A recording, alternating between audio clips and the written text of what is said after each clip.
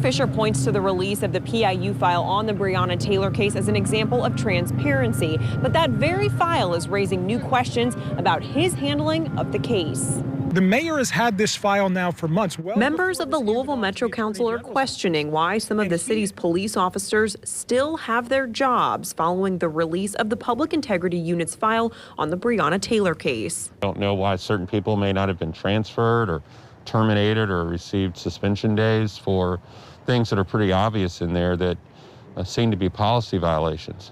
The file, which contains more than 4,000 pages and 250 hours of video, details troubling conduct by several officers, both leading up to and following Taylor's death.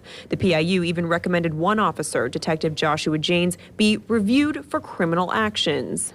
I've read some of the reports, watched some of the videos to have a general feel for what's going on inside of that file. When asked why officers haven't been disciplined or fired, Fisher said LMPD is currently investigating multiple officers for policy violations. That's again what the Professional Standards Unit investigations are all about, to make sure that they have their due process rights like everybody else, and those are underway now.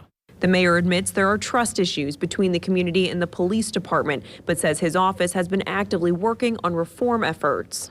That's also why the council and I have been working on issues like passing Breonna's Law, Civilian Review Board, Office for Inspector General. In September, the Metro Council passed a resolution calling on the mayor to take action to address issues of public trust. Fisher refused to sign the resolution Thursday and sent a letter to the council detailing the work that is already underway. I want to focus on looking forward to the future and emphasizing, too, what we have been doing together so people can appreciate the volume of that work. Councilman Anthony Piagentini credits Fisher for the efforts he's making, but says more needs to be done to undo years of failed leadership.